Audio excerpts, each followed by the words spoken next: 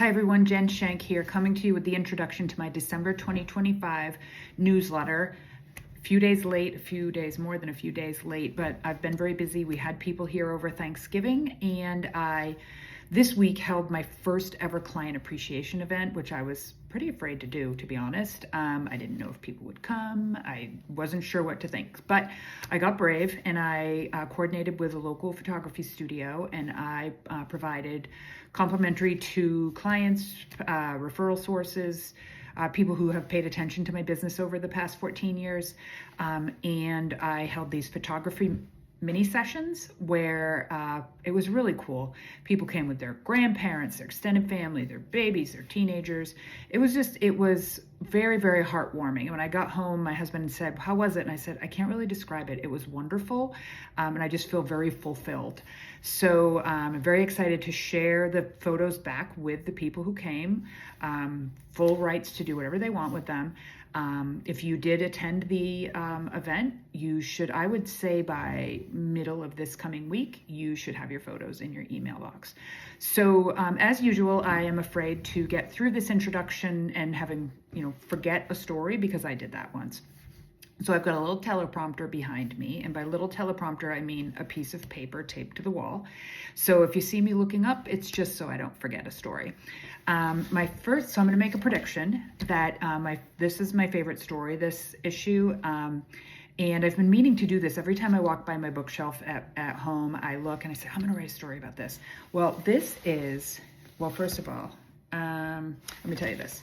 My grandfather, who passed away before I was born, worked at Haywood Wakefield in Gardner.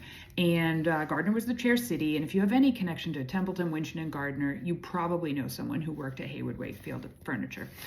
But what they had that I thought was so cool, and somehow or another this ended up at my house, is the Haywood Wakefield Sons and Daughters edition every Christmas season. So this is basically what it looks like. And kind of funny here is these guys down here. This little guy right here is my father. And my aunts, a lot of people know one or both of my aunts, Mary Chipman, Edie Kozakowski, and my Uncle Walter. So this is a 14 or 15 page booklet put out each year by Haywood Wakefield, and this is the 1947 edition. So what I've done is I've scanned all these pages in. So the crazy thing is, this is all so local. And I opened up the book, and I was the first name I saw, Robert Sands. Now, Bob Sands is a Templeton legend. He was a baby in 1947. Now, I'm 55 and a half. And Bob Sands was my kindergarten teacher. So I just love this because as I look through, I see so many names I know from local history, or so many families that I know. And they're not in any order. It kind of reminds me of a million years ago, the Gardner News used to do I forgot what they called it, like Sweetheart Special or something. And they did one around Christmas time. They did one around Valentine's Day, and you could mail in, I think, $10, and they'd publish your be mine kind of thing. I don't remember anyone other than my mother ever making one for me. But this thing is in no order, other than it seems like sometimes they'll do like, here's a bunch of single kids, here's now 2, 3, 4. But it's really, really fun. So I've scanned it in, and I would love to hear who you knew there. But one thing I would like to call out as not okay, I don't know if you can see this, but they're kind of telling you, see, annual children's edition. This says, babies are little rivets in the bonds of matrimony. Not okay. So anyway, that's a story I'm very excited about. Then, let's see. Local history. Speaking of local history, I have two other things related to local history. One is pretty general. It is a link, ABC order by city and town, and it's historical society links to presentations. If your town isn't in my list, I have 15 to 20 towns in most of my resource stories. If your town isn't in my list and you read my newsletter, just message me. I'll add your town to the resource stories. So I have one that's general, that's links to historical societies, historical presentations, in the different cities and towns. And then the next one I have is pretty specific from the Princeton Historical Society. They have a series called Then and Now, and I've included a link both to the series and to the latest story in the series, which is the history of Wachusett Mountain as a ski area. There's some really cool photos in there. So I'm always whining to Jay that we don't do anything, meaning we don't go to people's houses and we don't get invited to many things. Don't feel bad. And Jay always says, well, stop whining about that. If you want to have friends, you've got to invite people over. Now, Jay has so many friends. He's actually right now at the opera with a friend of his from childhood when he grew up in Puerto Rico. Now, the good thing about that is I had 2 open houses today, so I couldn't go to the opera. But so we decided to have a dinner party, which is a good way to be a little more social. If you're nervous about cooking for a group like that, make it a potluck. In this case, I had a soup fest. So it wasn't intended to be a soup fest, but it ended up, I made 4 kinds of soup and chili and then a loaded baked potato bar, which was pretty amazing.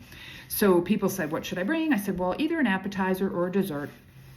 And this one lady came and she was new to me. I met her through a real estate transaction that I wasn't involved in. And we became friendly. And I said, I'm having this dinner party, we've never met. Because we talked on the phone. And so she came and she brought the most amazing cookies.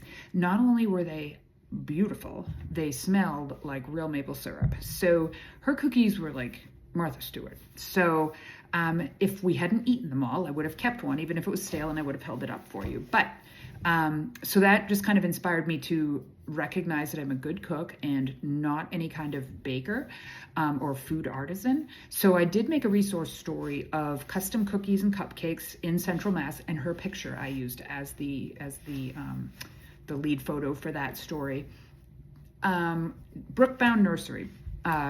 We first started going to Brookbound Nursery when we moved to Westminster in the mid-90s.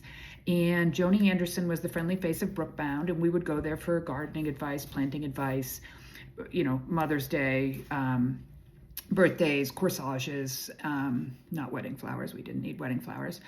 And then Tammy Cirillo Martin for the last 15, 17 years. And now 2 friends from Westminster, Jordan Grondell and Nikki Forrest, purchased the business, and they've made it a one-name Brookbound. And they have a carefully curated selection of gift type items, houseplants. In the spring, they'll do the mulch and the outdoor gardening things. They do the wedding flowers, arrangements, corsages. If you need get out of trouble flowers, they have some pot buy bouquets, that type of thing you can pick up. But I'm very excited. I love to support local businesses, and I'm just excited that they're both so creative. So they're Brookbound. They're located on State Road East, near that windy road, part of the road with the bridges in Westminster. So check them out. Christmas light displays. I made a list of Christmas light displays because I thought Christmas light displays were free. And then I realized some of them you needed to buy tickets for, and that is confusing to me. So I removed those. So if you're interested in, driving around and seeing some Christmas lights, if you know of more that I missed, absolutely send me those. The real estate market, I have a story about that.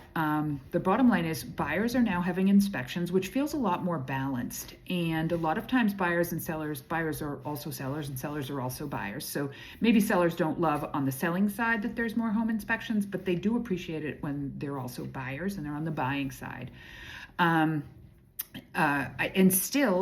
Houses that are sitting there with price reductions were not priced right in the beginning.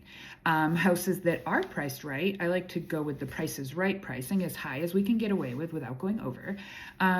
If it's too high, it needs a price reduction. So if somebody's like, oh, so many price reductions, well, those are just the houses that weren't priced right. And being very transparent, I've had a few somewhat painful listing appointments this month. Painful being that the seller's perception of the market value is just very different from the data. And I just would rather have an uncomfortable conversation with someone up front than to have it be very uncomfortable when we're not having activity and we're not getting offers. So the market's not the COVID market anymore, but still, if you're priced right and your house is presented well, I just had 13 Salwin Drive in Westminster sell in, I think, Thanksgiving week. And beautiful backyard, a house built for the summer, and it sold in November, end of November. So price right, not giving a house away. Price right, goes under agreement quickly. I've got a couple new listings. I've got an upcoming listing in Westminster. All of that you can see on the newsletter. What else do I have? Okay, holiday house tours. I love those. Food pantries. I want to continue to support that. So I have a list of the local food pantries, whether you need food or you can donate. And then last month, my two tied for, capital gains story was actually the highest one, but I thought, I can't really make a story about taxes be my most popular, but it was. But also I did thrift and consignment and vintage clothing. See, I almost forgot one of my stories. So also this month I did home decor, consignment, vintage, and antique shops kind of thing. So another resource story there. So if you have a story idea, obviously I like sort of like lightweight, so I don't want controversy. I don't want to